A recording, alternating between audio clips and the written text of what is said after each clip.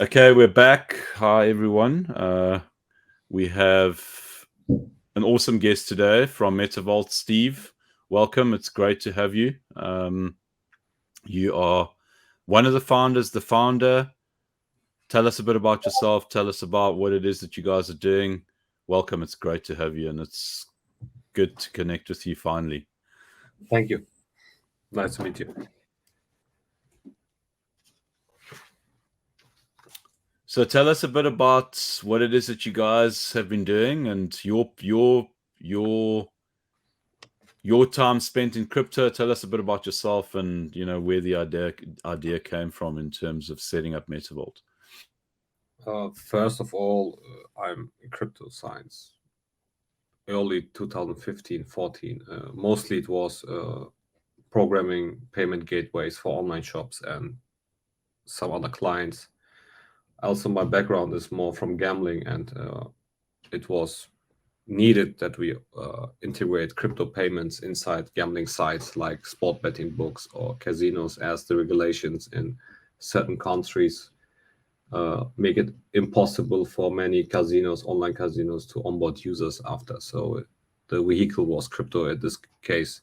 So my first touch ground was like a payment integration developer. Later, when you're in crypto, you're studying the technology, the idea behind, and so you're getting more and more deep inside. And I think that's one of the issues of the developer at the moment. So they are too focused on development or on technology. But if you want onboard users to, let's say, Web3, you need to look behind, your idea or the technology. Then our team, we are developing sport books and B2B casino sites, normal for Web2. Then the idea was, let's build a Web3 based sport books. But in the end, when we're speaking about derivatives or gambling, for me it's the same. It's the same logic.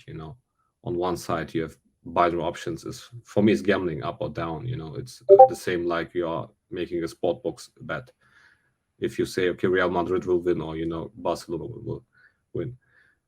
For this, at this moment at the market, as we started to go inside their rates, there was only 2 or 3 actors on the market. It was Perpetual, MC DEX, but they get exploited. GMX, prefer Gambit, and don't let me lie, Synthetics, but there was no launch yet. So we looked inside the GMX and model, and I was one of the early investors of GMX and one of the largest liquidity provider at the launch at Arbitrum.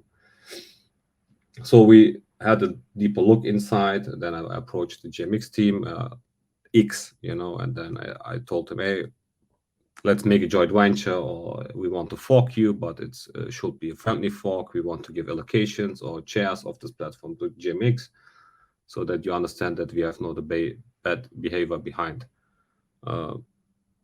Then X told me it's better for us, or generally, to build not this same system with the tokenomics, more like Olympus and GMX mix.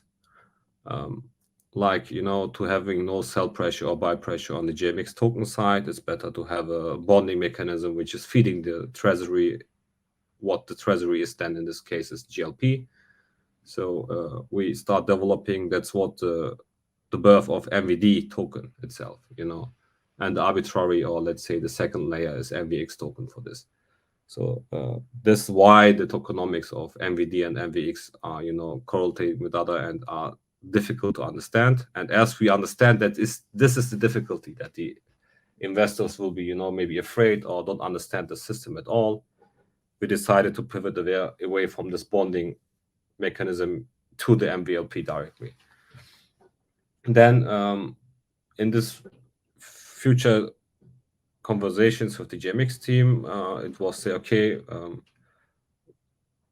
you can deploy a fork, we will help you technically, and they give us some insight where we need to look inside where the difficulties are, or where the critical points. To deploy a GMX fork is easy. The problem is to maintain and to understand the risk management, to understand which settings can lead to losses for the LPs or can harm your protocol itself. Then we deployed on Polygon. Why we decided for Polygon is a crazy thing. Our deployment plans and structure was March last year. And then when you can remember, it was the time as Terra Luna collapsed. So MVD itself was on Phantom. We migrated to Ethereum mainnet. This decision made for Polygon POS chain was at this state, there was only 3-4 chains left where you can deploy.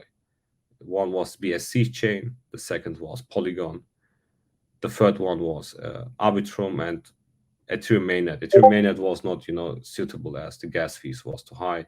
Arbitrum, GMX was already there. So BNB chain had infrastructure issues with nodes and RPCs. So the only thing left was for us Polygon to deploy. And at this stage last year, Polygon was a good choice.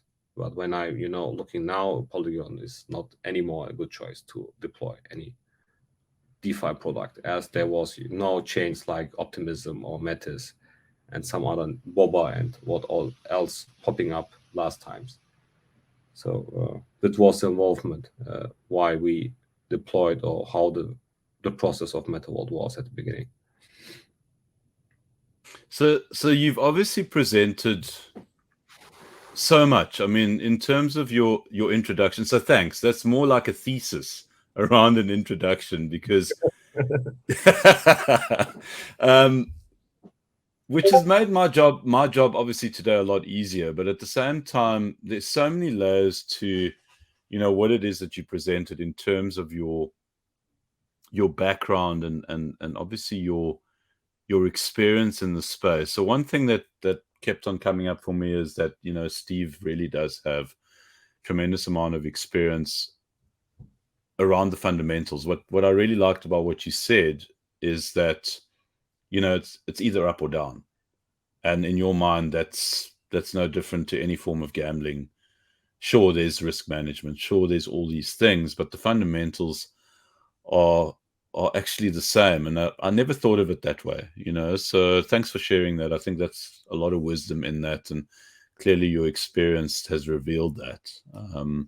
So let's look at Metavault from the top down, and I think you essentially presented quite a lot of kind of like where it started. And the GMX fork thing is very interesting for me, because a lot of the time, forks are kind of like they're almost like a far cry from the original, and what I see with Metavault is quite the opposite. I see that you forked it, but you've made it also in many ways better. Obviously, you guys need to now walk the path and prove it. But from a builder's perspective, I get the feeling that there's a lot of aspects here that are better than what GMX has put out there, and maybe not better per se in terms of the profitability. Obviously, that needs to happen. But in terms of the execution, I do get the feeling that it might be a better version of what GMX has put out there. I'm not familiar with what version 2 of GMX looks like. I mean, we're yet to get a full insight into that. But right now, you guys have got quite a few aspects that are on the boil with regards to this fork. Can you just kind of get into the detail of like what the differences are from the original kind of like GMX and where you guys are now? And by all means, I'd like for you to talk about, bets as well, because that's another part of this whole thing. Because at the end of the day, it's almost like you guys are creating, like this network, and you're hoping to get this network effect. Okay, about the GMX fork. As I'm self-involved in GMX community, and most of our team is also involved as investors, and it was easy to understand not the weak points, but the user experience points, which many people asking in GMX was like the compounding directly into GLP back. So we looked to the feasibility, and it was easy to implement. That you can compound directly your earnings back into GMX or to GLP. Then there was many requests about, let's say, TradingView Pro integration. Not everybody have this, but when we looking 1 year back, we was the first one integrated TradingView Pro charting or charting lining into the chart in the D app. Then some other points, like people was upset that when I'm having a limit order, or let's say a take profit or stop loss order, I getting back my collateral. What we changed was you can even select in a limit order what kind of asset you want to get back after your limit order is triggered. So most things we are done was like, we're using the engine and the chassis of GMX, but changing the carrossery. It's more like we adding new features, a new door, and adding more specific things to the car, like new rims, new tires. So that's better to run or drive this car. But in the end, we understand that to improve the GMX model itself is very difficult, as the technology was outdated. It's like more the smart contracts are written very difficult. The dependencies between the smart contracts, the interactions itself are very expensive because they are gas incentive. So after this, we decided to not make much updates anymore on the actual version. We are working behind, like GMX working on V2 on the completely new approach, with that we are more using and want to more aggregate between the perps. So you don't need to maintain more liquidity for yourself. So you're utilizing your competitors, but in the end, they are not competitors. That's like on spot books. When you have 3-4 different spot books, nobody knows that the bookmakers behind are, passing the bets with each other to de-risk or deleverage, or, having more access to more liquidity for spot betting. So it's like, we have Yedi, we have Metavault, we have GMX spot books. So Yedi can only accept, let's say, 1 million bets. Steve can accept 10 million bets, and GMX can accept 100 million bets. Yedi actually at the moment will say, okay, after 1 million bets, I cannot accept more bets. But with this aggregation model, it's easy to pass the bets to me or to GMX, so you can accept more bets at this stage.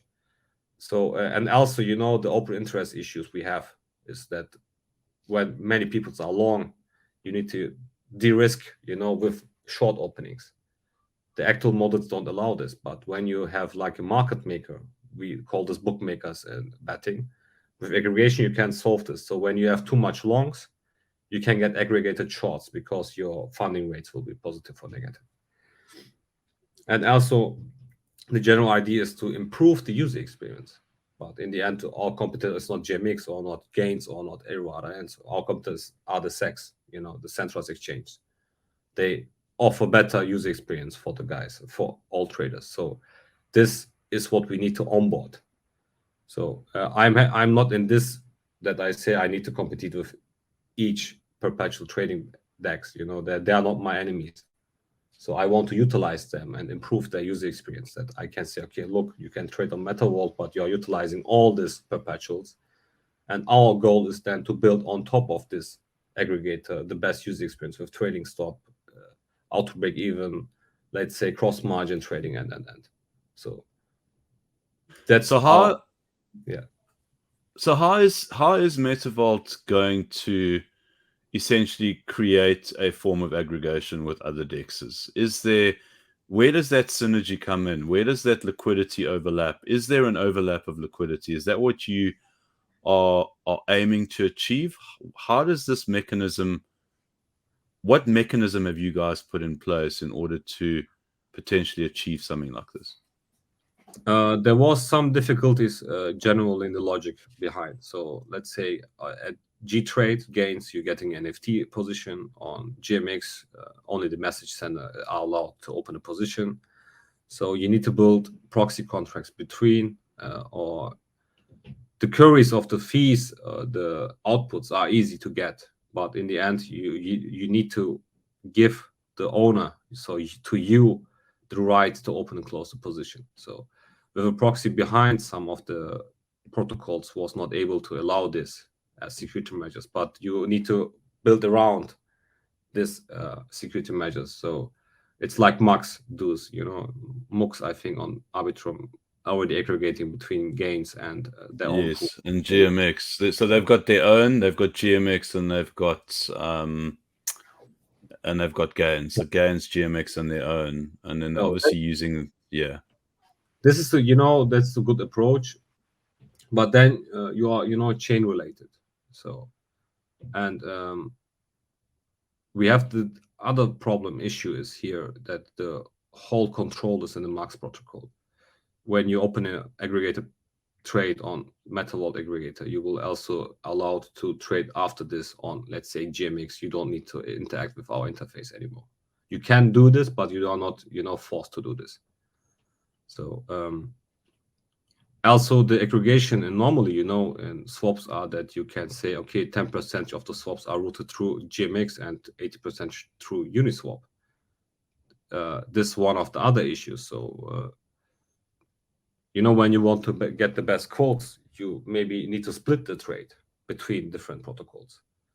Also, the calculation base with all lower fees, everybody have different logics behind the calculation of margin fees.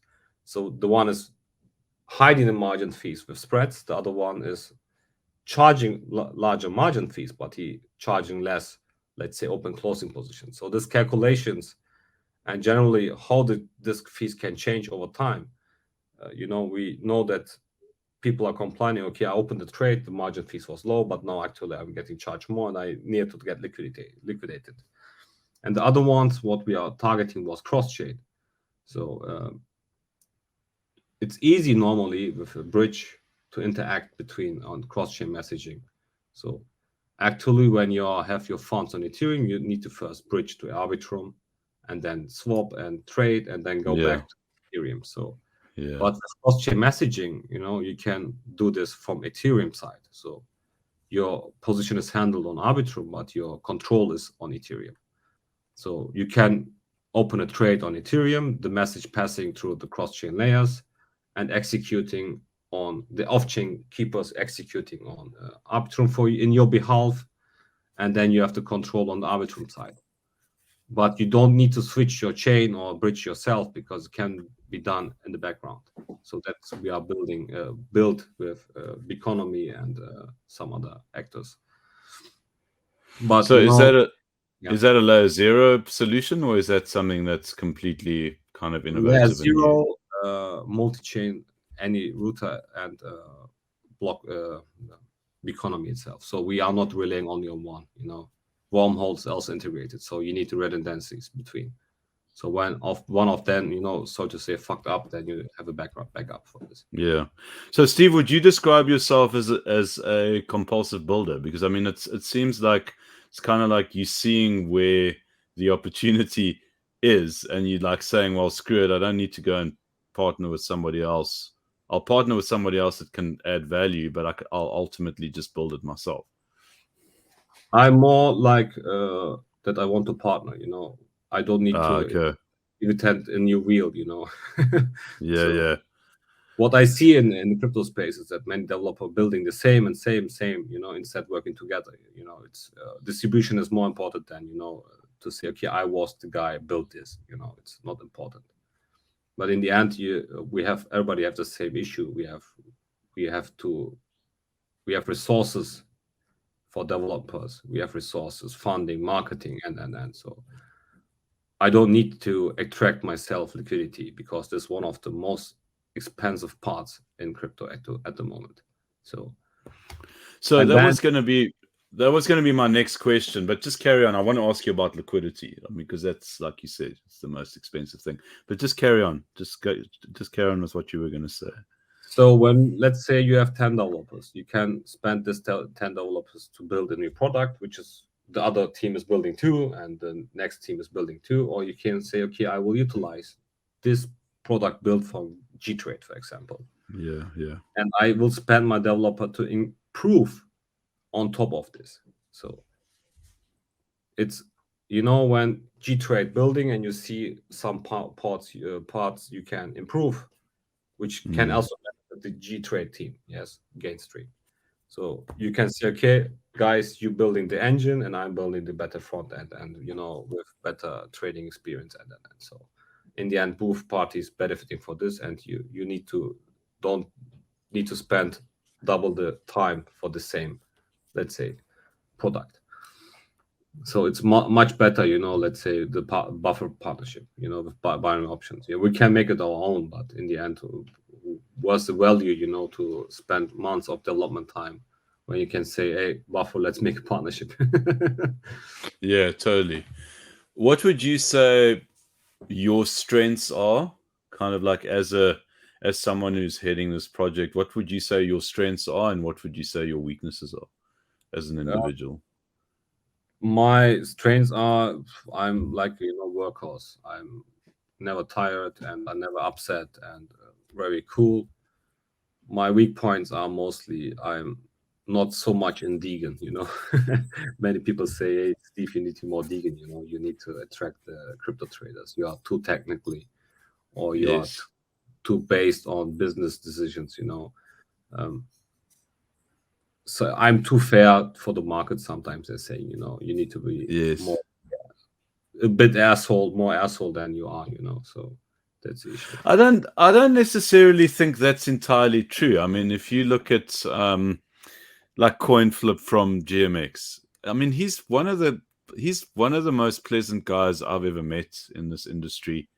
And it seems like, he's made some great decisions, and I don't think he's done it because, he's been an arsehole or anyone unpleasant. I think there's definitely room for good people in the space. I don't agree with you on that. I think what it comes down to is, if you had to ask me what I think primarily drives any protocol, is you need a personality or personalities within that, and you need the community behind those personalities. That's where the real kind of thing comes. That doesn't mean that a good product without a personality doesn't do well. There's a lot of protocols out there that don't have big personalities, but the ones that do especially well almost always have like big personalities, and they can be good guys. I know a lot of great CEOs and founders out there who are super cool guys, who just love what they do, and that's great, but I think community is number one. And if you can get community behind your product and you can reward your community, so that's one thing. Like, there's always been this complaint around Polygon and around Solana that, like, there's just generally complaints. I mean, I personally don't have complaints, but I hear a lot of people complaining. And someone that I respect very much said that the reason why people complain is because those protocols haven't minted enough millionaires. And I laughed at it when I first heard it, but it's true.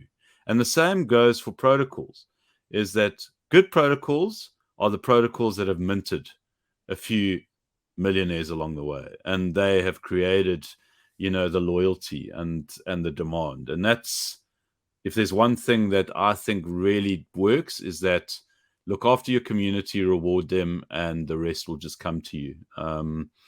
Which leads me on to my next question, which potentially could make a lot of people wealthy in terms of Metavault. And that's not just from trading, but in terms of your tokens and the tokenomics around it. You did speak to MVD and MVX and the differences. Can you just talk about the two tokens and, what their function is?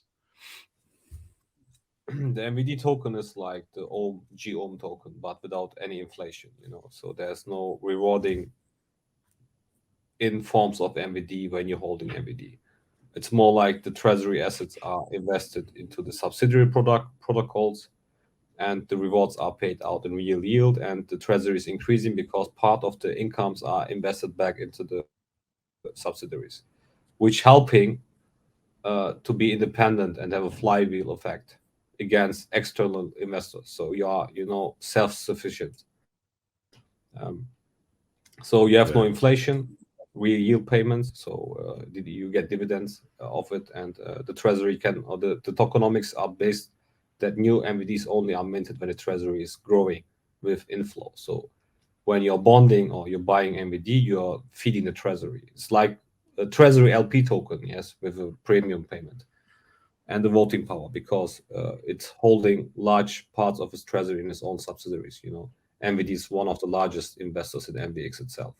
This is why even low fee generation times or low volatility times, the MVL pool is not going down so fast.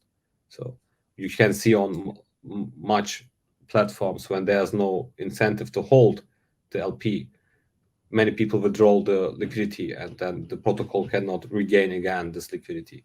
On MVX, you will see that the liquidity have a base ground and then it's growing and going down, but there's every time enough liquidity in the market for us. So even when the volatility is kicking back, so we can say, okay, we have this liquidity there. Maybe it's not ideally for the investors of MVD at the beginning, but when you want to grow your subsidiaries, you need to first, feed them and support them.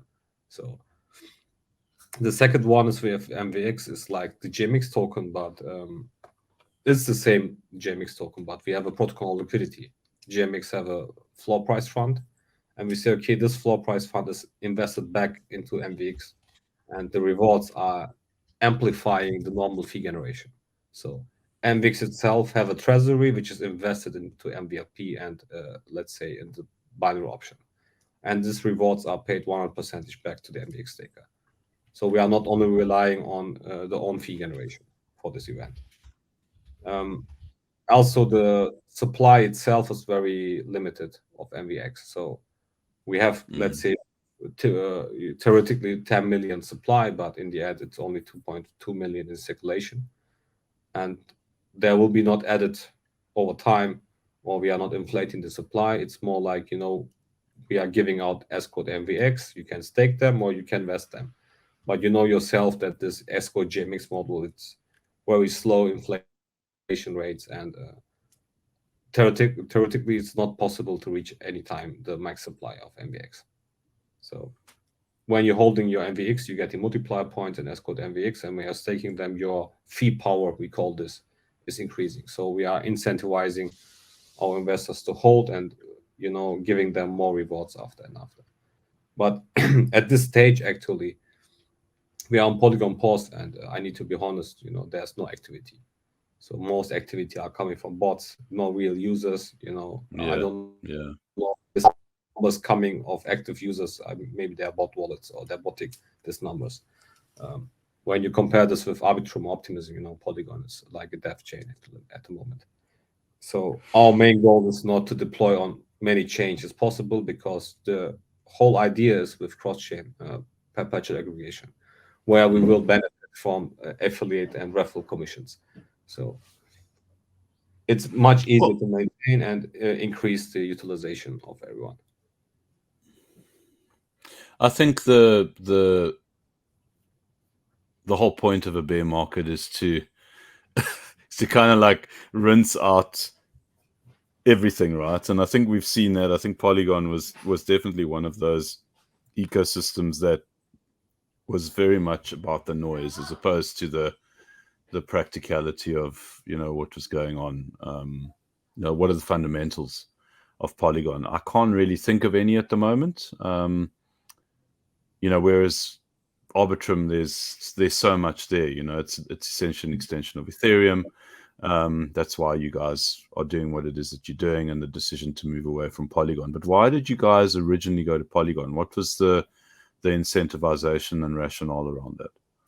We had never any grants from them or else. It was, there was 3 chains to select, 4 chains, but the one chain was JMX already. As we launched, there was no optimism, there was no other chains.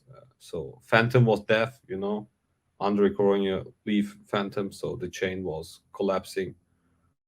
BNB chain, BSC chain at this moment had bad infrastructure. They had node issues, so it was not easy to operate, as you will get front run, because the people can sandwich your price updates and your keepers.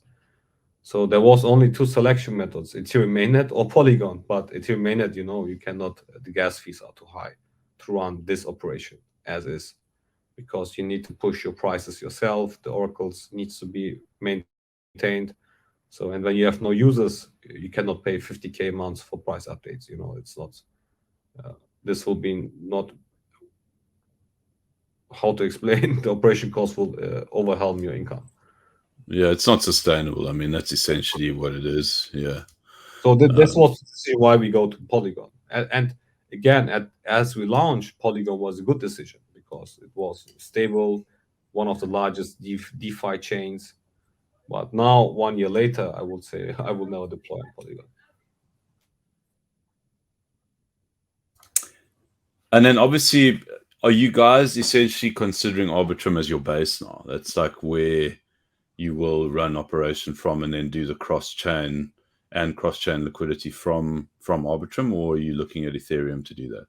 Yeah, we're looking to Ethereum mainnet because it's the main mothership, all layer twos depending on Ethereum. And when you're on Ethereum, you can use all layer twos, Zksync, ZKEVM, Arbitrum, Optimism. All of them, are mostly based on Ethereum mainnet. And mostly Ethereum mainnet, we don't need to forget it. Yeah, and in terms of cost, though, what is the cost implication of doing that from a gas perspective? It will not be much because we are working on a Web 2.5 solution, where only the state change are submitted on chain, and the most part is with chaining automation doing on the off chain part. So this actual model where you need to interact with the blockchain and confirm transaction will be less. So we are reducing all the steps you're making on chain to the needed ones. So you can open a position like on Binance, direct opening the position. Only when you're closing the position, the state change are submitted on chain. So you have a record on chain, and only the state, like zero knowledge, that the state change are only submitted to layer 1. So we will have a layer 2 on top of this whole protocol, which is operated off chain, but proved and approved from Chainlink. So their decentralized network is holding this off chain components. And from an Oracle's perspective, I mean, how do you then, from the Oracles and the pricing, is that kind of integrated into that, or is that separate? It's integrated into that. We are working with Pipe Network, with Chainlink, and with API free. So we are aggregating all three prices. Okay. In terms of obviously the fork aspect, because it's so weird, because like just chatting to you about what it is that you guys are doing, it's like it's almost so far removed from like what GMX is, but I accept that it's obviously a fork and there's a whole lot of dynamics that are there. How does GMX feel in terms of you guys now being, obviously present on Arbitrum itself? When you're at Polygon, it's kind of like you're on the other side of the border per se, but now you're in the same area. How is that being managed, and are things cool from both sides in terms of that dynamic? First of all, MVX itself is not on Arbitrum. So Metavault.Trade is actually not based on Arbitrum. It's more like the MVD tokenomics. But with the new aggregation model, we will utilize GMX too. So we will not be competitive. We will be like 1 inch of all DEXs on top. So that's actually the vision. I mean, that's the vision, right? We want to be a 1 inch of DEXs. That's what you're looking to do. Yes, correct. Yeah, we are nearly finished. Only thing we need to make this interface now happen. We have some bugs left, and that's why we are very quiet last times. So it's more like we are on the QA perspective, and the partnership with QuickSwap is using a lot of resources at the moment too. Yeah. Tell us about your multi-asset pools and obviously the price impact theory that you guys, or not theory, but this it is a unique product that you guys have built. Is that right? The multi-asset pool is the GLP pool. Yes, it's more like you have a vault where all the assets are stored, and the pricing mechanism is based on oracles.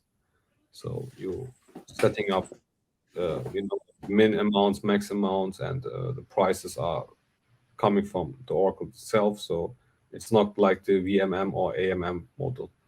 So but this price impact have positive and negative aspects. We need to be honest. The new model will not have this multi-asset pool anymore. It will be like a balancer vault where you can add your asset you want desired into the vault, and it's like the utilization will say how much you will earn as liquidity provider. But again, our main target is not to be the liquidity hub itself. It's more like be the DeFi hub on top of all and bring the best user experience to them. In terms of your loyal customers, how do you guys plan on rewarding them? At the moment, we are launching a Apache NFT program where the loyal customers will get NFT collections. On top of this, the reward system itself is rewarding them very hard. So with multiplier points, more escrow MVX they can stake or vest. So also we are adding more and more partnerships, and we are working in the background with like a B2B provider for Quickswap, for example.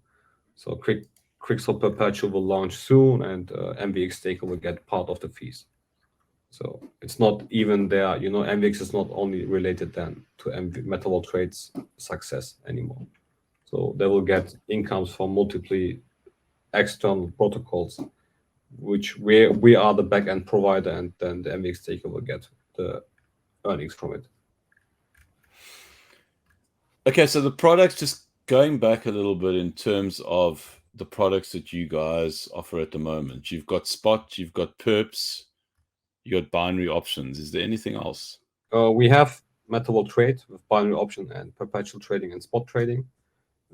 Yes. Behind this, we are building. We have a SaaS company for Spotbox, which is feeding the treasury of MVD and paying the developers. So that's nobody knows normally how this funding happens for Metavault. We are not having any team allocations which are liquid, or we have no funding rounds or seed rounds or private sales. So we have a SaaS company which is funding the whole operation. So then beside of this, we have Metavault.Trade, we have binary options. With this, what's coming now is 0x bets, which will also come. And also we have 2 partnerships with large players, which are launching their own perpetual. It's like a white labeled Metavault.Trade, and MVX will get also from there the fees. Okay, binary options. Are people using the binary options, or is that slow to take at the moment? As the binary options are on Polygon at the moment. Okay. It's they are using it, but the usage is very low, and because I testing myself multiple times, and the user experience is very bad. Your transaction needs large times to execute. Also, the gas fee is actually elevated on Polygon, like on Ethereum. So that's the main issue at the moment with Polygon. So, but with Zksync and other deployments, it will be fixed. Also, the new model will be the same. We will deploy soon the new binary option where the people have account abstraction and don't need to interact with the blockchain every time. Okay, and in terms of the perps aspect of the business, the business actually is on Polygon. The partner we are launching next week on ZKVM, Polygon ZKVM. yes. Also on Kava with large grants, and our own deployment as Metavault on Zksync is soon too. Zksync one interests me because obviously, like any new ecosystem, you get all the scams coming in and the rest of it. But you've been quite headstrong around getting in there and setting your roots quite firmly into that ecosystem.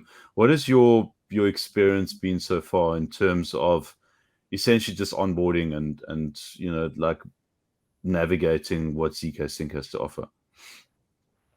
First of all, Meta Labs are very honest. They are quite communicative and support. Yes. About the scams and rocks popping up, that's normal. It's crypto. Yeah. So even from Merlin DEX, we had the LP position there, and they get rocked. So we will soon, but in the end, even we as developer are looking inside and negotiating and due diligence, so we can hit from this.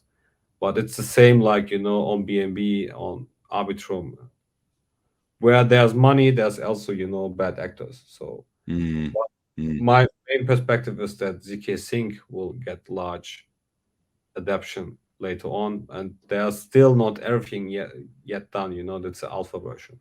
So I think Zksync have a very great future, and the opportunity that people maybe can farm the airdrop like on Arbitrum will help to increase this adoption and usage.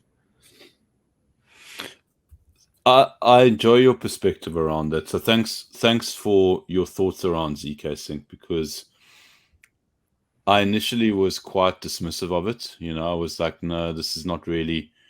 There's been a lot of hype prior to it, and then there was launch, and then obviously tons of scams and the whole thing. And then I saw that you guys were obviously planning to launch, and I was like, that's interesting. And just hearing you speak now, it's cool, because what it's saying is that it's like, obviously first to market is, as you know, probably better than anyone. First to market, and especially in an ecosystem, is key. I mean, if you establish yourself early on, you really do afford yourself the opportunity for a better chance at success.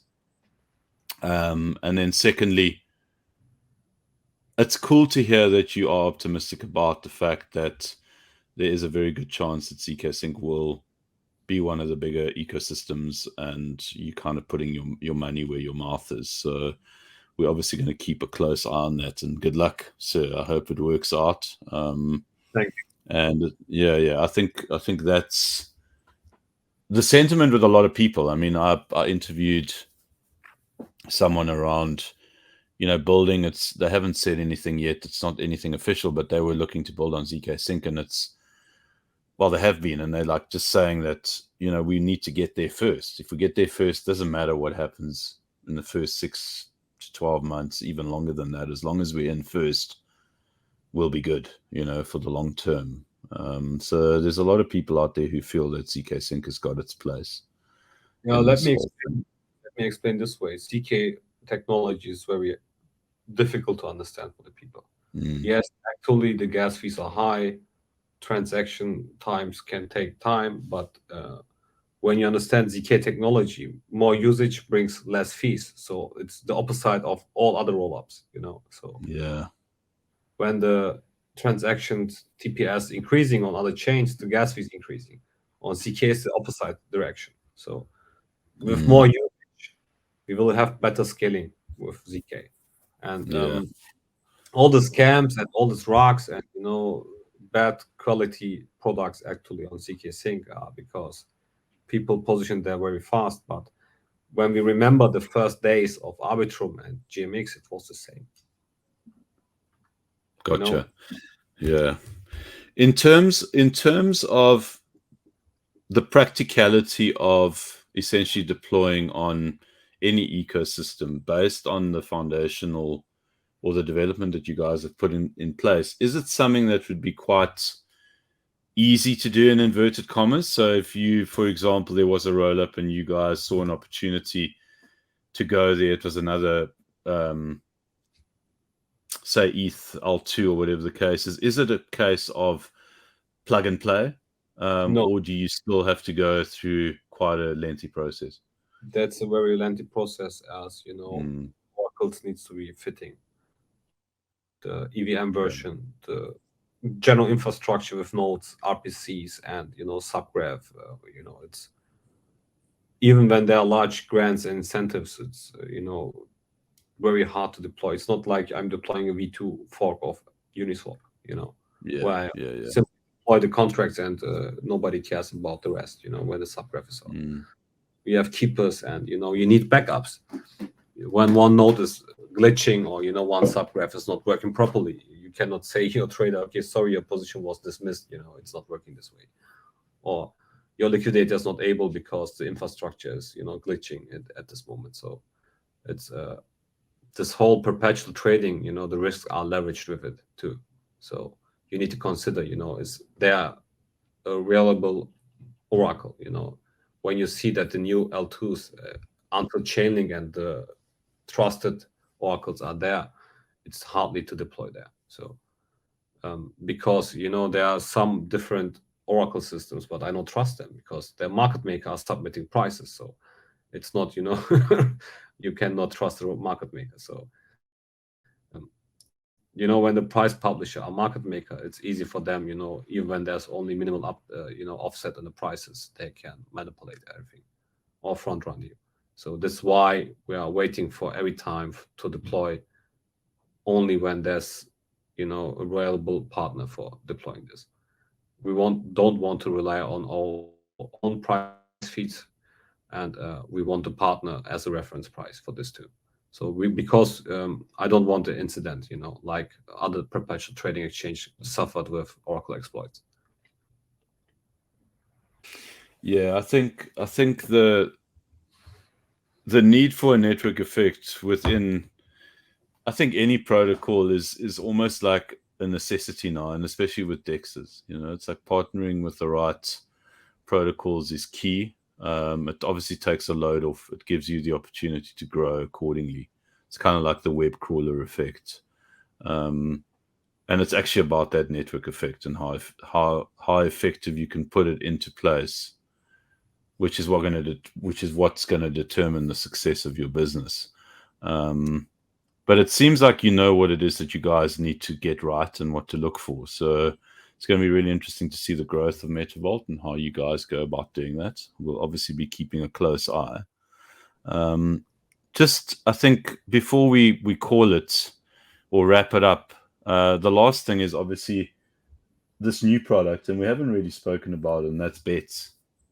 Tell us about bets. I mean, as someone who's obviously been in the gambling industry for a long time, it doesn't surprise me that you have this product. Tell us a bit about it. 0x bets is a GambleFi product. So it's simple games like coin flip, rock paper scissors, and roulette. But on top of this, there will be much more things like prediction market, binary options, and other perpetual possibilities to gamble or trade. It's difficult to diverse between gambling and trading. For me, it's the same. So yeah. The product built around this is not, that we only want to utilize ourselves. So the whole infrastructure is built this way that we can white label to everyone. Everybody can implement the micro apps in their application with their own branding, with their own token utilization. And it's more like, the first step to the DeFi hub. It's more like the case study that the people now understand what we are building. This application we build is not like the normal D apps you see. It's like on the Web2 casinos where we are using the iframe technology.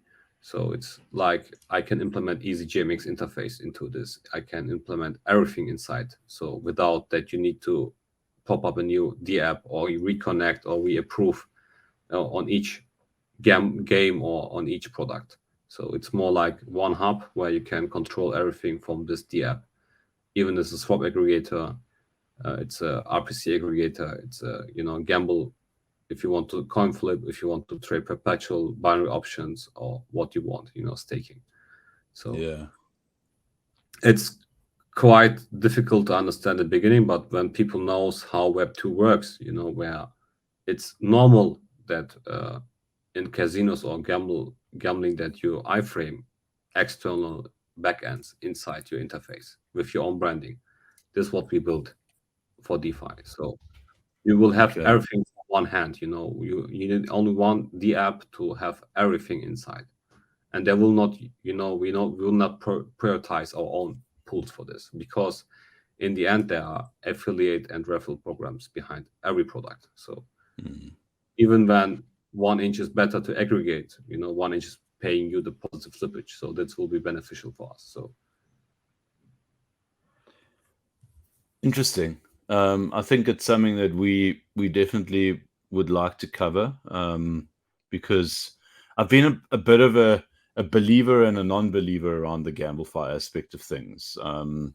In terms of blockchain and the potential for gambling, and just purely because I don't think I've really seen anybody really deliver on the potential that the gaming side of things has to offer. So we'll definitely be keeping a really close eye on what you guys are doing.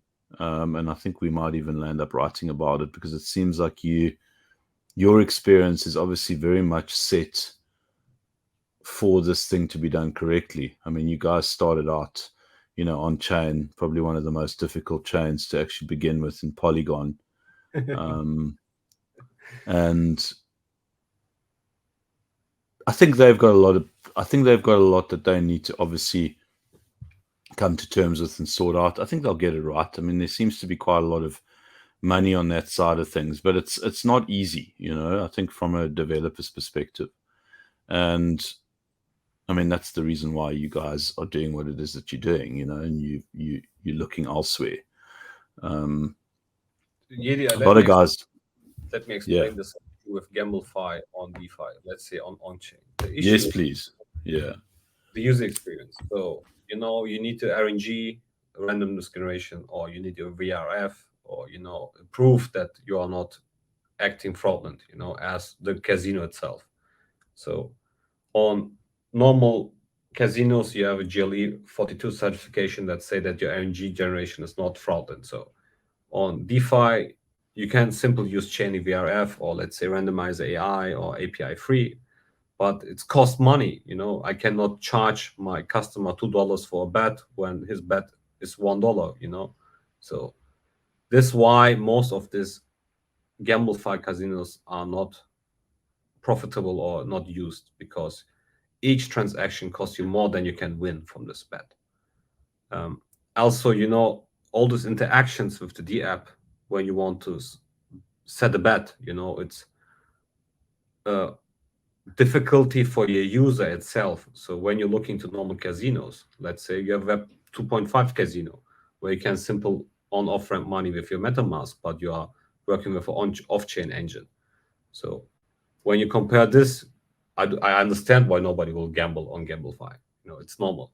So what you need to build first is to explain and understand what are the needed. I cannot save the world, and I see even on my developers, that's not on-chain. Steve, that's not on-chain. I say, okay, but in the end, nobody will care. And when you have a trusted partner which can verify that the RNG is not fraudulent, why people should not trust you? This is why we built 0x RNG with Gelato, for example. Our RNG is deployed on Gelato, and they're executing our VRF, but we don't need to charge like Chainlink money for this. So the cost per bet are mostly less than every other GambleFi provider. So I'm utilizing all in the market to say, okay, there are possibilities with a trusted partner to make this happen, what we need to do. Interesting. Really do look forward to seeing what that end product looks like, and how it then translates, in a practical sense, and what the interest will be. I mean, at the end of the day, what you're saying makes complete sense, but it still is very much an experiment, and it'll be great if that transition can happen, because obviously up until now, what I've seen hasn't really been convincing. We kind of had that little bit of a GambleFi kind of like in January and February, and there was like this whole narrative that people try to create, but I wasn't convinced. That's why you never really saw much from us, as blockmates, in terms of commentary or writing. It was kind of like, we're not convinced. But I think that if anyone's going to get it right, pretty sure that you guys are setting yourselves up in terms of getting it right. So we'll keep our eye on it and look forward to seeing what the result is. I think, Steve, we pretty much at the top of the hour. Thanks for your time, and more importantly, your insights, and just all the layers that you guys have put together. And it's by no means a small project, this. And I'm pretty sure you don't really sleep much. So thanks. thanks for joining us. I really do appreciate your time. And look forward to getting you back and seeing how things have grown and how things have progressed into the future. And best of luck, man. Thank you for your time. It was a pleasure. Pleasure was all mine, sir. And look forward to meeting again. Maybe we should do a couple of spaces on Twitter as well. I think there's an opportunity to do that. So I'll let you know if you're keen on doing that. We can definitely go out there and chat more. But we'll definitely get in touch. Take care. Thank you, Ted.